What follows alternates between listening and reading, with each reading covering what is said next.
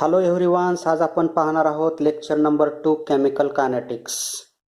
तर lecture number 1 मध्ये आपण order of reactions, molecularity of reactions, rate of reactions, rate constant, definition of chemical kinetics हे सर्व point cover केलेले होते. तर तुम्ही लेक्चर नंबर 1 मधले सर्व पॉईंट अगोदर पाहून घ्या, त्यानंतर तुम्हाला हे लेक्चर नंबर 2 समजेल. तर त्यामध्ये आपण ऑर्डर ऑफ रिॲक्शन्स हे लेक्चर नंबर 1 मध्ये आपण स्टडी केलेलं होतं. तर त्यामध्ये आपण बघतोय first order reactions. First order reaction ऑर्डरची डेफिनेशन बघितली होती आपण. Rate of reaction is proportional to power of the concentration of the reactant, change in concentration of the reactant. ही डेफिनेशन आपण लेक्चर नंबर 1 मध्ये पाहिली होती. तर आज आपण पाहणार आहोत फर्स्ट ऑर्डर रिॲक्शन्स. तर याची डेफिनेशन काय येईल? ऑर्डरची डेफिनेशन असणार आहे पॉवर, फक्त काय येणार? First power of the change in the concentration of reactants. Means definition काय येईल? Rate of reaction is proportional to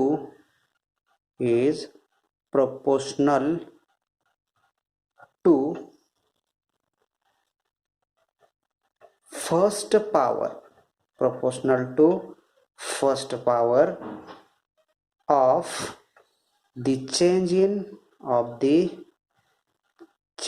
of the change in concentration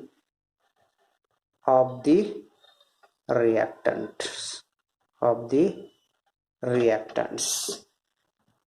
म्हणजे आपण ऑर्डर मध्ये काय म्हणत होतो? Rate of reactions is proportional to power of the change in concentration of the reactants असं म्हणायचो. तर फर्स्ट ऑर्डर मध्ये फक्त काय येतं या ठिकाणी? फर्स्ट हा वर्ड येतोय. The rate of reaction is proportional to first power of the change in concentration of the रिॲक्टन्ट्स.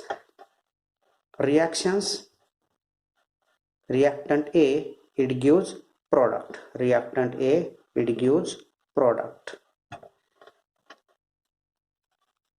Next point, integrated rate equation.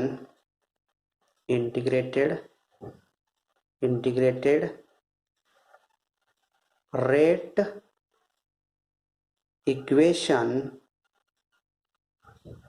for first order reaction.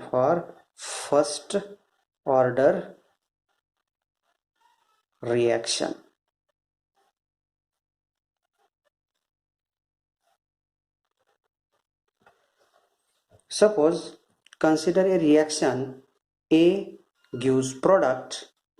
Let small a is a initial concentration. Initial concentration of the reactants. तर आपण याच्यामध्ये काय म्हणतोय? Small A काय आहे? Initial concentration of the reactant at time T is equal to 0. त्यावेळेस time पण काय असणार आहे? 0च असणार आहे. Suppose X is equal to reactant is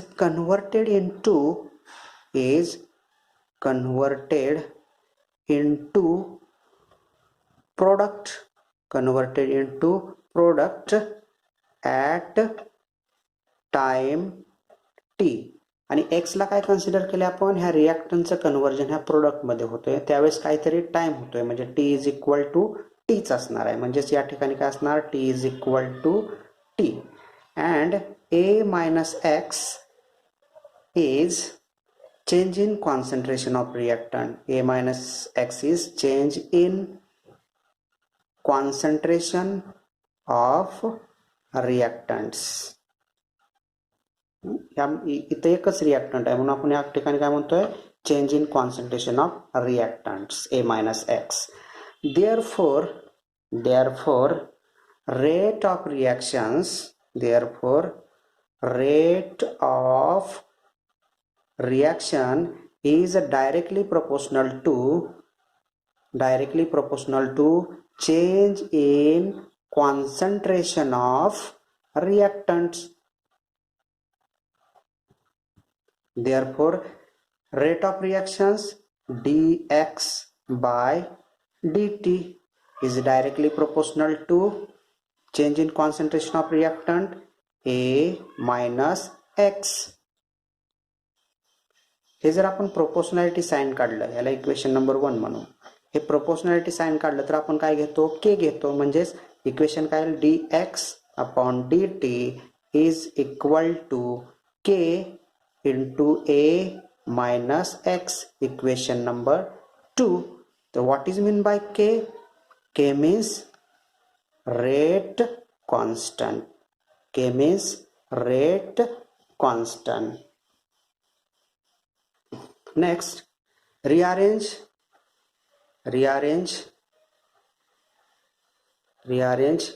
equation 2. Equation 2 rearrange करायचं. dt आपण या ठिकाणी पाठवू, a मायनस एक्स आपण या ठिकाणी पाठवू. यांच्या पोझिशन काय करू, आपण इंटरचेंज करू. तर इक्वेशन काय येईल, dx upon a minus x is equal to k into dt. k into dt. Equation number 3. इथपर्यंत तुम्हाला समजलं असेल. त्यानंतर आपण काय करूया, इंटिग्रेट इक्वेशन 3. तर या इक्वेशन 3चं आपल्याला आता इंटिग्रेशन घ्यायचं आहे. तर इंटिग्रेशन कसं घेतो आपण, ॲट रिॲक्शन स्टार्ट. ज्यावेळेस रिॲक्शन स्टार्ट होईल, ही रिॲक्शन काय होईल, स्टार्ट होईल, त्यावेळेस टाइम काय असणार आहे, टाइम 0 असणार आहे. आणि x is equal to reaction is converted into product, त्यावेळेस काय असणार आहे, 0 असणार आहे. आणि second, at time t is equal to काय असणार आहे, t असणार आहे. And x is equal to काय असणार आहे, x. म्हणजे काही रिॲक्टंटचं कन्व्हर्जन हे प्रोडक्टमध्ये झालेलं असणार आहे. तर आपण काय करूया, याचं आता आपण इंटिग्रेशन घेऊया. इंटिग्रेशन बघा कसं येईल, integrate dx upon a minus x. Integration x is equal to 0 to x is equal to x is equal to k is a constant. k means rate constant. Integration आपण change in time, dt means change in time. t is equal to 0 and t is equal to t. t is equal to t. तर याला जर आपण integrate केलं, याला जर आपण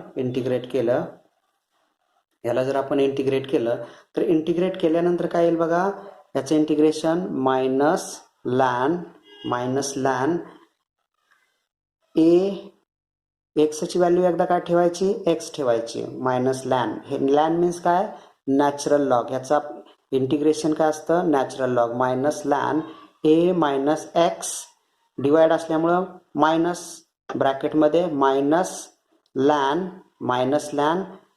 ए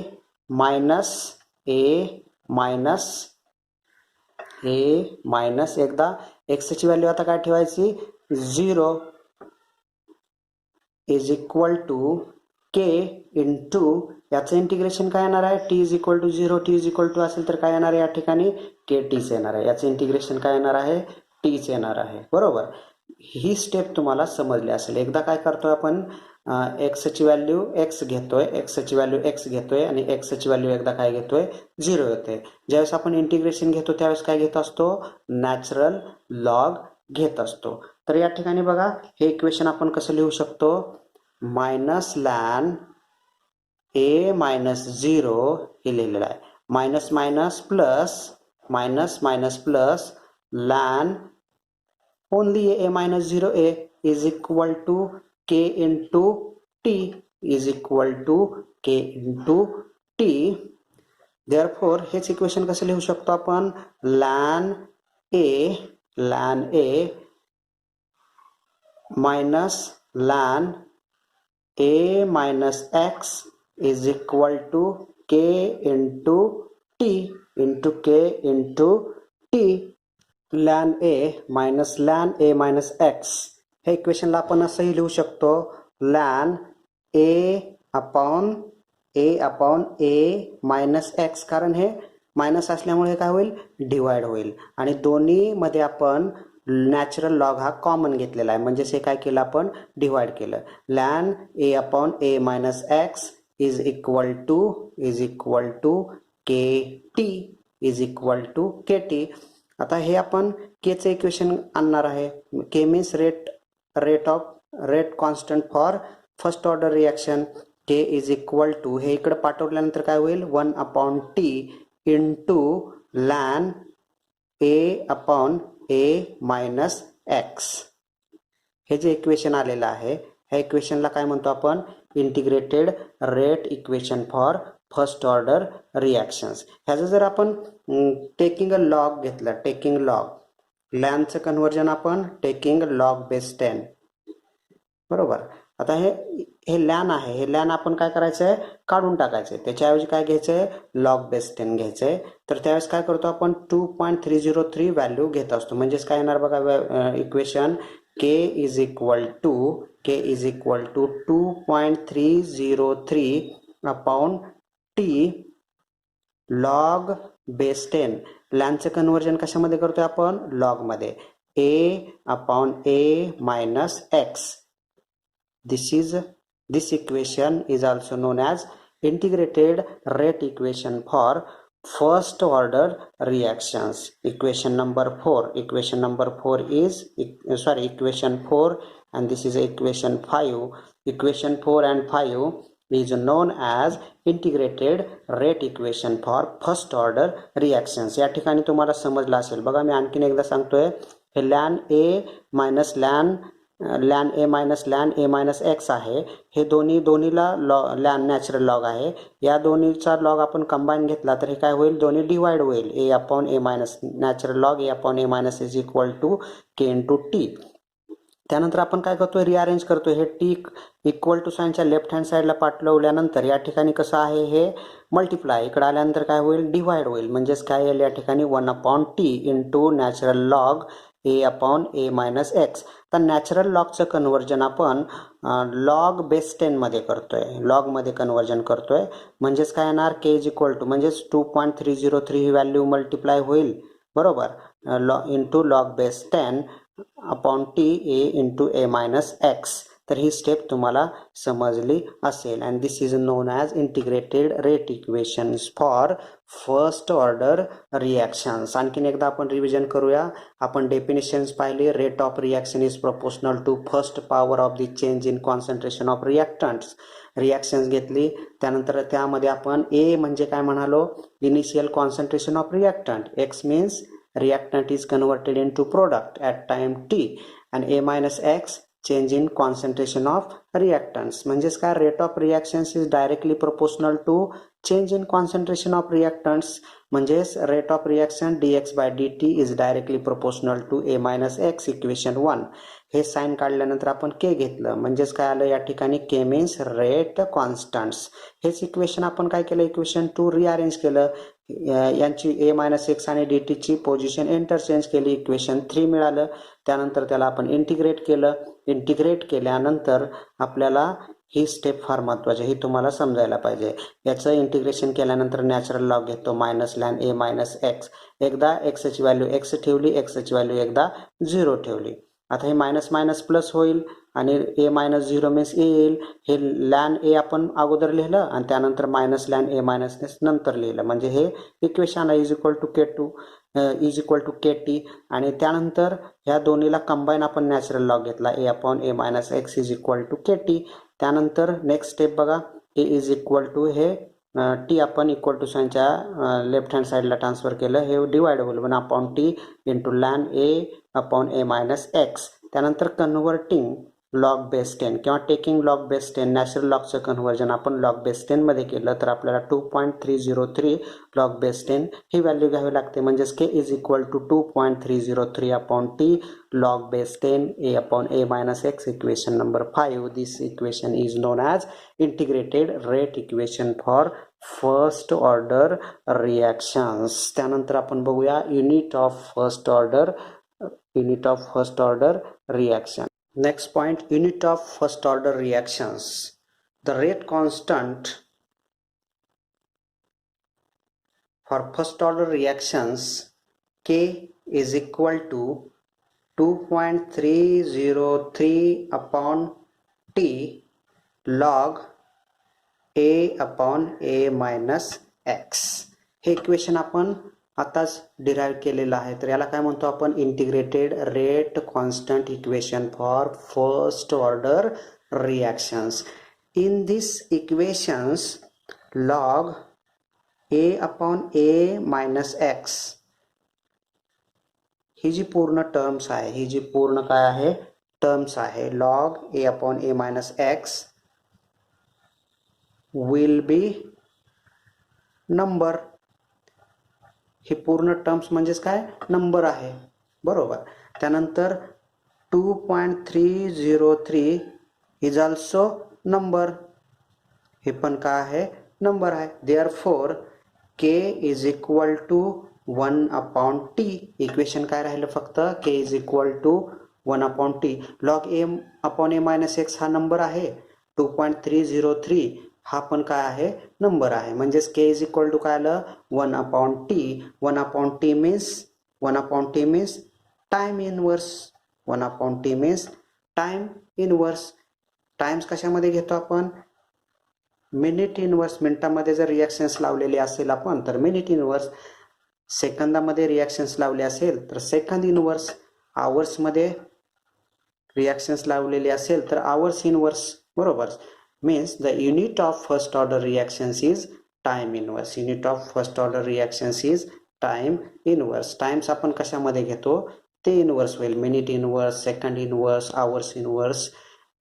दिस is unit of first order reactions. लक्षात काय ठेवायचं?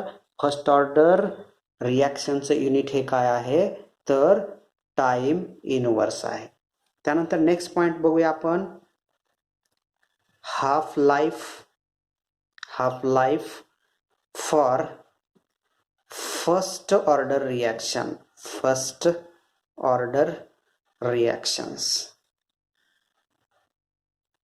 हाफ लाईफ म्हणजे काय? रिॲक्शनचं कन्व्हर्जन प्रोडक्टमध्ये होत असताना रिॲक्शन ही कंप्लीट झालेली नसणार आहे. ती किती रिॲक्शन्स ही किती झालेली असणार आहे? 50% रिॲक्शन ही झालेली असणार आहे. म्हणजेच काय? जर आपण integrated rate equation for first order reaction k is equal to 2.303 upon T log A upon A minus x हे इक्वेशन आपण या ठिकाणी घेतलेलं आहे. म्हणजेच या ठिकाणी टाइम काय असणार आहे? T1 half. म्हणजे टाइम पण हाफ असणार आहे. त्यानंतर reactant is converted into product. त्यावेळेस A/2 असणार आहे. त्याची व्हॅल्यू काय असणार आहे? एक्सची व्हॅल्यू काय असणार आहे? A/2. तर put the value T and X in above equation. therefore K is equal to 2.303. T ची व्हॅल्यू काय आहे? T1 हाफ इंटू लॉग ए अपॉन ए मायनस एक्सची व्हॅल्यू काय आहे? A/2. एक्सची व्हॅल्यू काय आहे? A/2. तर बघा याच्यामध्ये काय येईल? K is equal to 2.303 upon T1 half into log A upon A minus A/2 A/2. A minus A/2 A/2. A get cancel. हे म्हणजेच 1 अपॉन 2 म्हणजेच काय येणार? 2 डिनॉमिनेटरचं न्यूमरेटरला घेणार काय येणार? लॉग 2 येईल. म्हणजेच K is equal to 2.303 upon T1 half log 2. Log 2 ची व्हॅल्यू किती असते? Log 2 value the log 2 value is equal to 0.3010. log 2 value is equal to 0.3010. म्हणजेच के आता या ठिकाणी आपण T1 हाफ या ठिकाणी घेऊया इज इक्वल टू हे T1 हाफ या ठिकाणी आणि के या ठिकाणी म्हणजे यांची पोझिशन इंटरचेंज करूया. 2.303 अपॉन या ठिकाणी काय येईल? के येईल. लॉग 2 ची व्हॅल्यू किती आहे? 0.3010 means T1 half is equal to 2.303 into 0.3010 upon K. तर याचं जर आपण मल्टिप्लिकेशन केलं, याचं जर आपण मल्टिप्लिकेशन केलं तर त्याची व्हॅल्यू काय येत असते 0.693. हे तुम्ही करून पाहायचं आहे कॅल्क्युलेटरच्या सहाय्याने. Divided by K means half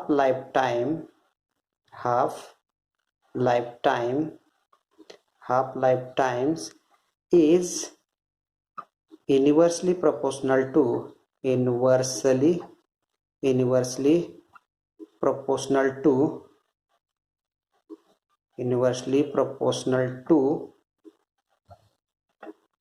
rate constant k for first order reactions. म्हणजे आपण कसं लिहू शकतो,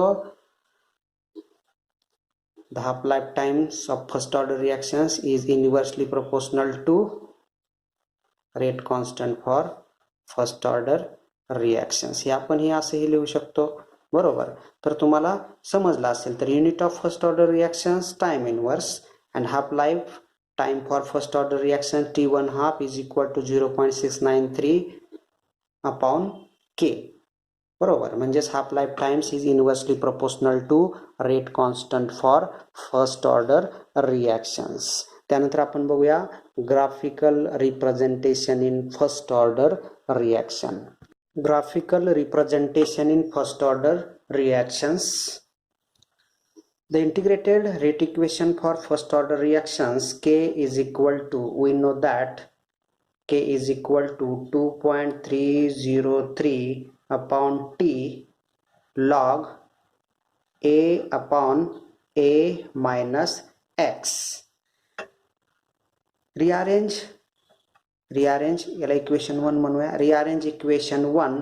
देअरफॉर इक्वेशन 1 बिकम्स, ही जी पूर्ण टर्म्स आहे, पूर्ण टर्म्स हे टी आपण इकडे ट्रान्सफर केलं, इथं डिवाइड आहे, इकडे आल्यानंतर काय होईल मल्टिप्लाय. 2.303 हा नंबर या ठिकाणी आल्यानंतर काय होईल डिवाइड होईल. म्हणजेच कसं लिहू शकतो आपण, K T upon 2.303 is equal to, ही पूर्ण टर्म्स काय आहे log A upon A minus X, log A upon A minus X.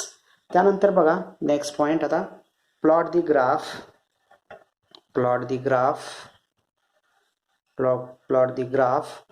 Log A upon A minus X, log A upon A minus X, log a upon a minus x, take it on y axis, log a upon a minus x versus time t on x axis, log a upon a minus x on y axis and time on x axis, times on x axis. तर या ठिकाणचा आपण हा times कुठं घेतलेला आहे x ॲक्सिसवर, log ए minus x आपण Y ॲक्सिसवर घेतलेला आहे. तर ग्राफ काय येईल, the graph will be obtained the straight line passing through the origin, तर ग्राफ आपला या पद्धतीने येईल. तर याचा जो स्लोप आहे हा या ठिकाणी आपण कोणतेही दोन पॉईंट इथले ह्या लाईन्सवरचे कोणतेही दोन पॉईंट आपण कनेक्ट करू शकतो अशा पद्धतीने. बरोबर. तर या ठिकाणी हा जो आहे तो हा एक्स ॲक्सिस आहे, म्हणजे हा काय येईल x1 आणि हा काय येईल x2. या ठिकाणी हा y ॲक्सिस आहे, या ठिकाणचे हे दोन पॉईंट्स, या ठिकाणचा काय असेल हा वरचा y2 आणि खालचा काय असेल y1 असेल. म्हणजेच स्लोप इज इक्वल टू काय असतं, slope is equal to y2 minus y1 divided by x2 minus x1, x2 minus x1. But slope is equal to in this equation बघा, स्लोप आपण अशा पद्धतीनं काढू शकतो. म्हणजे स्लोप या ठिकाणी काय राहिलेला आहे इक्वेशनमध्ये, लॉग ए अपॉन ए मायनस एक्स वर्सेस टी आपण या ठिकाणी हा ग्राफ काढलेला आहे. या इक्वेशनमध्ये काय राहिले के अपॉन 2.303, म्हणजे स्लोप इज इक्वल टू काय येईल के अपॉन 2.303. बरोबर. म्हणजेच आपल्याला जर by graphical method rate constant for first order reactions काढायचे असेल तर के इज इक्वल टू काय येईल, स्लोप इंटू 2.303. म्हणजेच के जर आपल्याला कॅल्क्युलेट करायचं असेल तर ही व्हॅल्यू इकडे ट्रान्सफर केल्यानंतर ही मल्टिप्लाय येईल आणि स्लोप आपण कशा पद्धतीने काढतो, या पद्धतीने काढतो. म्हणजेच बघा इक्वेशन कसं येईल, आणखीन या ठिकाणी म्हणू शकतो के इज इक्वल टू स्लोप कसा काढतो आपण, y2 minus y1 divided by x2 minus x1. हा काय आला स्लोप, इंटू तो स्लोप काढल्यानंतर त्याला काय करतो आपण 2.303 न मल्टिप्लाय करतो. म्हणजेच या ठिकाणी काय येईल, आपल्याला या ठिकाणी काय मिळेल, rate constant for first order reactions by graphical method. म्हणजे ग्राफिकल मेथडच्या सहाय्याने पण आपण rate constant for first order reactions हे इझिली कॅल्क्युलेट करू शकतो. आता बघा नेक्स्ट स्टेप. आता या ठिकाणी हे इक्वेशन आलेलं आहे. कोणतं इक्वेशन, हे इक्वेशन काय आहे, के टी अपॉन 2.303 आहे, बरोबर, is equal to log A upon A minus x आहे, बरोबर. हे इक्वेशन आपण कसं लिहू शकतो बघा, हे इक्वेशन आपण असंही लिहू शकतो बघा, K T upon 2.303 is equal to log A minus log A minus X असेही लिहू शकतो, बरोबर. आपण काय करतोय, हे लॉग कंबाईन मध्ये आहे म्हणजे डिवाइड होईल. सेपरेट जर याला लॉग दिला तर मध्ये साइन काय येईल, निगेटिव्ह साइन येईल. तर हे जर इक्वेशन आपण रिअरेंज केलं, rearrange above equation, rearrange above equation, therefore above equation becomes हे आपण लॉग ए इकडे जर पाठवलं तर काय येईल, k T upon 2.303 minus log a, इकडे प्लस आहे, इकडे आल्यानंतर मायनस होईल, is equal to minus log A minus x, बरोबर. आता यांचे आपण साइन काय करू, इंटरचेंज करू. म्हणजे याचं मायनस आ येईल, याचं प्लस येईल आणि याचं काय येईल, प्लस येईल, बरोबर. आता हे जे इक्वेशन आलेलं आहे, ह्या इक्वेशन वरून आपण काय करू शकतो, सेकंड ग्राफ काढू शकतो. ह्या इक्वेशन वरून आपण सेकंड ग्राफ काढू शकतो. प्लॉट द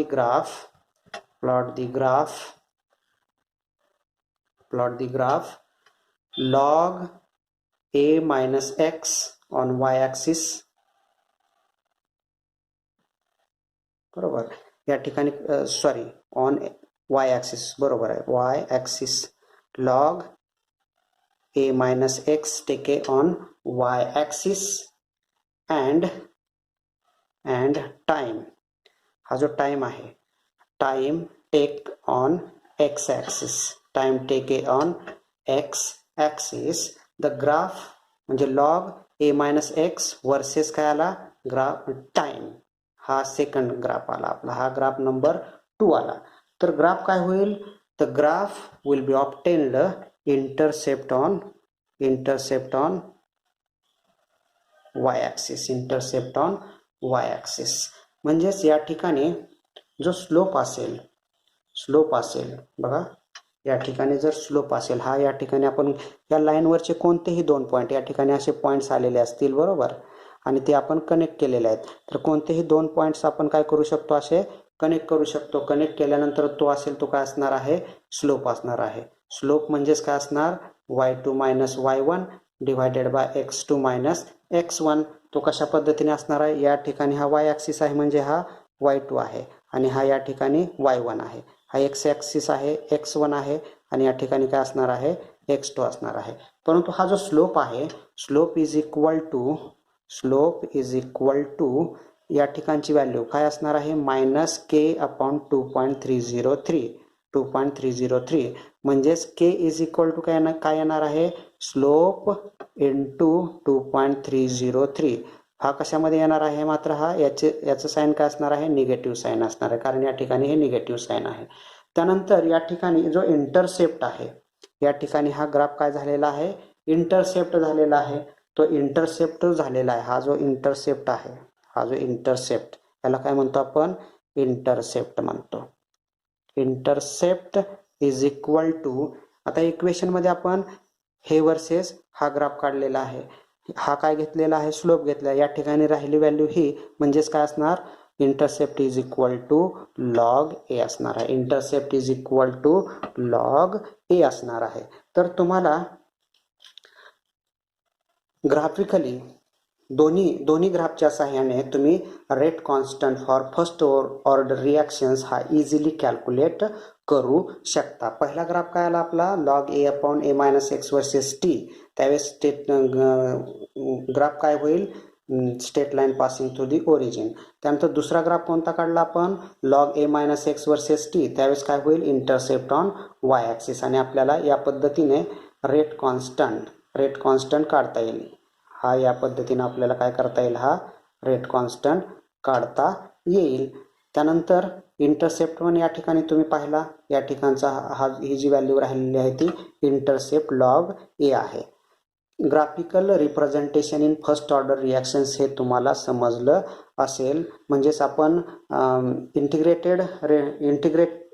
पद्धतीने पण आपण रेट कॉन्स्टंट काढू शकतो आणि ग्राफच्या सहाय्याने पण आपण रेट कॉन्स्टंट हा इझिली कॅल्क्युलेट करू शकतो. त्यानंतर आपण बघूया examples of first order reactions. Example of first order reactions. The first order reactions contain first power of the concentration of the reactants, means it gives products.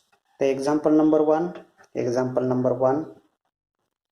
PCl5, it gives PCl3 plus Cl2. या ठिकाणी प्रोडक्टचा आपल्याला या ठिकाणी काय संबंध आहे, फक्त reactant या ठिकाणी एकच आहे, PCl5. Number 2 P2O5, it gives P2O3 plus O2. Number 3 example N2O5, it gives N2O3 plus O2. These three examples are examples of first order reactions. ह्या तिन्ही एक्झाम्पल्स मध्ये रिॲक्टंट्स मात्र एकच आहे. या ठिकाणी हा वन रिॲक्टंट आहे, या ठिकाणी हा वन रिॲक्टंट, या ठिकाणी हा वन रिॲक्टंट्स. बरोबर.